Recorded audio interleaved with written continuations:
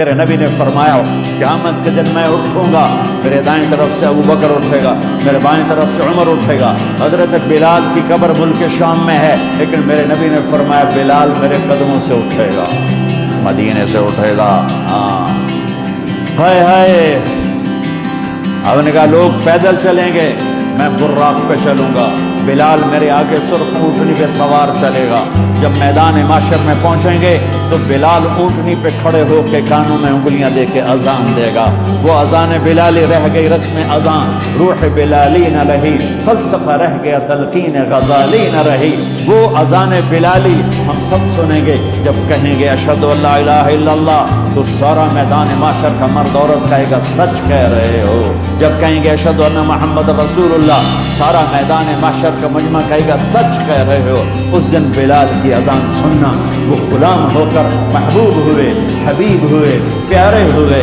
جب حق ہائے ہائے ظہر کی نماز کی اذان دینے لگے، اللہ کے نبی کا انتقال ہو چکا ہے، جب اشہد ان محمد پر پہنچے تو روتے روتے روتے آواز بند ہو گئی، اور جلدی سے اذان پوری کر کے نیچے آئے، کہا آج کے بعد قسم اٹھاتا ہوں اذان نہیں دوں گا، میرا نبی نہیں ہے تو اذان بھی نہیں ہے۔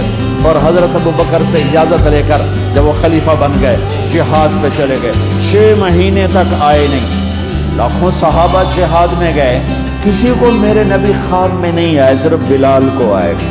بلال یہ کیا بے وفائی، ہم سے ملنا ہی چھوڑ دیا، ہمارے پاس آنا ہی چھوڑ دیا۔ آنکھ کھلی تو ان کو یوں لگا جیسے اللہ کے نبی زندہ بلا رہے ہیں، یا رسول اللہ میں آ گیا، یا رسول اللہ میں آ گیا، اور اسی وقت اونٹنی کو بھگایا۔ 21 دن کا سفر، 21 دن کا سفر 7 دن میں کیا، 7 دن صرف نماز اور پیشاب کے لیے اترتے تھے اور بھگاتے بھگاتے بھگاتے۔ 8ویں دن جب مدینے میں پہنچے تو آتے شور مچایا، یا رسول اللہ میں آ گیا، یا رسول اللہ میں آ گیا۔ ان کے ذہن سے نکل گیا کہ آپ تو دنیا سے جا چکے ہیں۔ جب مسجد کے قریب پہنچے تو پھر تڑپ اٹھے اور چیخنے لگے کہ آپ تو ہیں ہی نہیں۔ پھر گئے سیدھے قبر پہ جا کے یوں قبر کو لپٹ گئے، یا رسول اللہ میں تو آ گیا ہوں، آپ کہاں ہیں؟ یا رسول اللہ میں تو آ گیا ہوں، آپ کہاں ہیں؟ یا رسول اللہ میں تو آ گیا ہوں، آپ کہاں ہیں؟ بے قراری میں روئے جا رہے، میں تو آ گیا ہوں، آپ کہاں ہیں؟ میں تو آ گیا ہوں، آپ کہاں ہیں؟ نماز کا وقت داخل ہو گیا۔ کون سی نماز تھی اللہ جانتا ہے، اور سب کو پتا تھا بلال نے قسم کھائی ہے کہ اذان نہیں دیں گے، لہذا کسی کو جرت نہیں ہو رہی کہ بلال سے کہیں آج اذان بلالی سنا دے۔ تو چند صحابہ کو خیال آیا کہ نبی کے نواسوں کو سفارشی بناتے ہیں، حسنین۔ آپ نے فرمایا میری آنکھوں کی ٹھنڈک حسن اور حسین، میرے جنت کے پھول حسن اور حسین۔ آپ ان دونوں کو اٹھاتے اور دونوں کو سینے سے لگاتے اور کہتے ہیں اللہ میں ان سے پیار کرتا ہوں، تو بھی ان سے پیار فرما، اور جو ان سے پیار کرے ان سے بھی پیار فرما، اور جو ان سے بغض رکھے ان سے بغض رکھ، جو ان سے نفرت کرے ان سے نفرت کر، جو ان سے پیار کرے ان سے پیار کر۔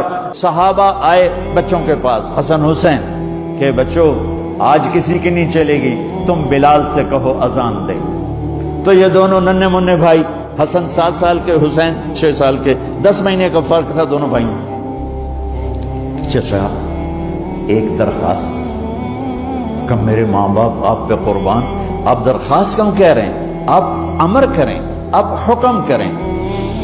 کہنے لگے جیسے آپ ہمارے نانا کے لیے اذان دیتے تھے آج ہمارے لیے دے دو۔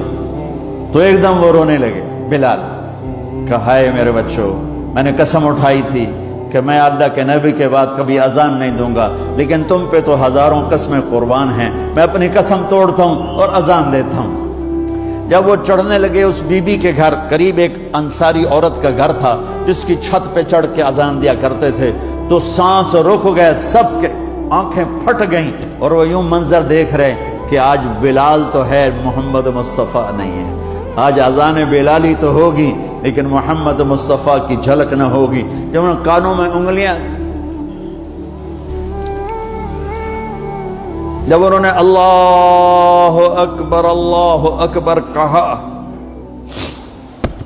تو مدینے میں گھر گھر ماتم بچھ گیا، عورتیں بھی چیختی ہوئی گھروں سے باہر نکل آئیں، سارے مدینے کی گلیوں میں چیخ و پکار مچ گئی، اور یوں سب کو لگا جیسے محمد مصطفیٰ زندہ ہیں اور ان کا زمانہ ہے، لیکن آپ تو جا چکے تھے۔ یہ بلال کو جو رتبہ میرے رب نے دیا، یہ غلامی مصطفیٰ کی وجہ سے دیا ہے۔ آپ سب میرے بھائی بہن بیٹھے ہو، میرے بچے بچیاں بیٹھے ہو، اپنی زندگی کی قیمت لگاؤ، اور یہ قیمت پیسے سے نہیں ہے، پاؤنڈ سے نہیں ہے، ڈالر سے نہیں ہے، ڈگریوں سے نہیں ہے، یہ غلامی مصطفیٰ سے ہے، یہ محمد مصطفیٰ سے ہے۔